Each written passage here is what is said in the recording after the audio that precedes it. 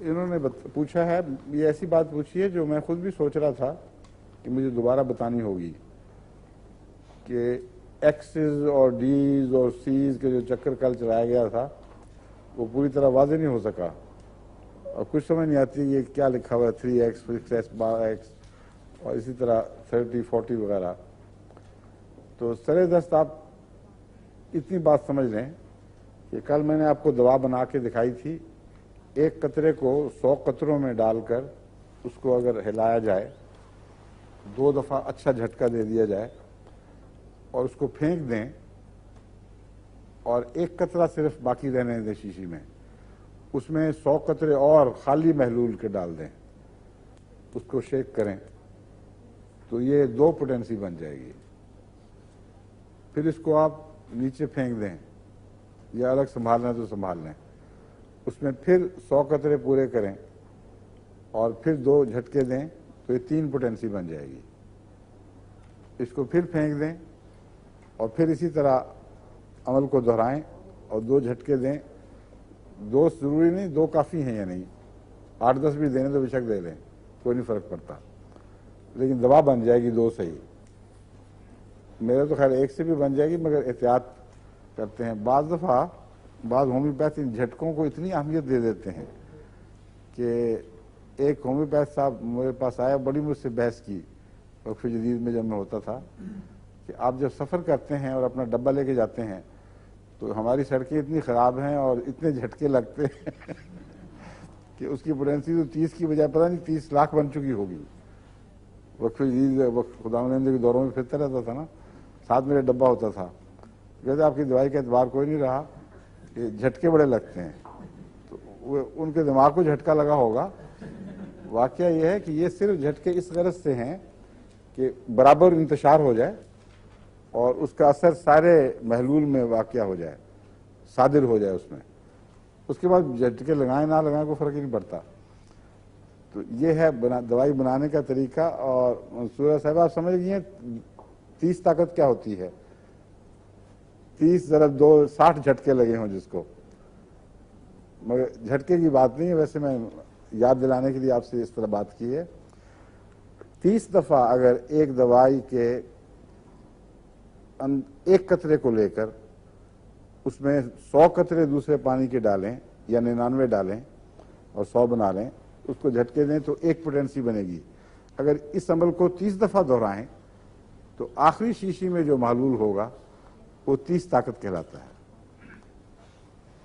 اگر 100 کی بجائے آپ 10 قطروں سے عمل شروع کریں، یعنی 10 قطروں میں 1 قطرہ ڈالیں، اس کو شیک کریں اور پھینک دیں اور 1 قطرے میں پھر 10 قطرے ڈالیں پھر پھینک دیں، تو یہ 2 دفعہ ہونے سے 2x بنے گی، 2 پوٹینسی نہیں بنے گی. 2x کا مطلب ہے 10واں حصہ. اور اسی 2x کو جرمنی میں ڈی لکھتے ہیں، وہاں ایکس کی بجائے ڈی کا لفظ ملے گا آپ کو، 2D. سمجھ گئی؟ اس لیے ایکسس کا محاورہ اب عام طور پر لیکوڈ دوائی کی بجائے ٹکیوں والی دوائی میں پر استعمال ہوتا ہے. جس دوا کو شوگر میں بنایا جائے اس کے ساتھ عموماً ڈی کی بجائے ایکس لکھا جاتا ہے، اور وہ ہوتی 10ویں طاقت، 10ویں طریق پر ہی بنائی جاتی ہے. بس ایک دوائی کا 1 قطرہ لے کر اس میں 10 قطرے ڈالیں، شیک کر کے پھینک دیں، پھر اس کا 1 قطرہ لیں، اس میں 10 قطرے ڈالیں، تو یہ کیا بنے گا؟ 1x 2x 3x چلتا چلا جائے گا. اگر شوگر میں اس کو بنائیں، میٹھے کے 10 قطرے اور زہر کا 1 قطرہ اس طرح گھوٹ گھوٹ کر اور پھر کرتی چلی جائیں، تو یہ وہی ایکس ہی بنے گا، 1x 2x 3x.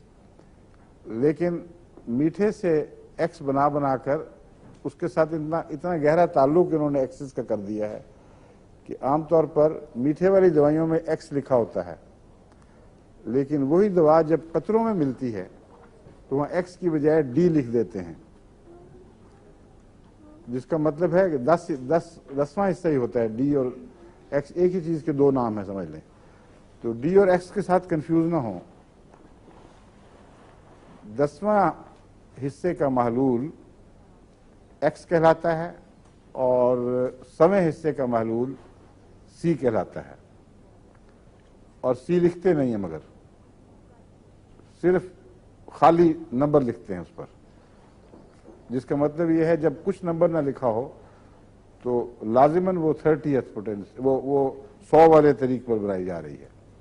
اس لیے ہومیوپیتھک میں آپ یہ نہیں لکھیں گے دیکھیں گے C1 C2 C3، بلکہ لکھا ہوگا 1 2 3 4 5 6 اور 30 200 اور بہت زیادہ تعداد میں پوٹینسیاں بن سکتی ہیں۔ اس لیے سہولت کے لیے عام طور پر ہومیوپیتھس نے اپنے لیے بعض پوٹینسیاں اختیار کر لی ہیں۔ اس لیے عام طور پر روزمرہ کی طاقت، پوٹینسی کا مطلب ہے طاقت، روزمرہ کی طاقت 30 ہے، اس لیے 30 سے تو اکثر علاج کیا جاتا ہے، اور اس سے اوپر جب جاتے ہیں تو پھر 200 تک جا پہنچتے ہیں۔ 100 میں آپ کو دوائی نہیں ملے گی، 200 میں ملے گی، پھر درمیان کی سب چھوڑ دیتے ہیں اور 1000 تک جا پہنچتے ہیں، پھر 1000 کے بعد 10,000، پھر 10,000 کے بعد 50,000 اور پھر 1 لاکھ اور پھر 10 لاکھ۔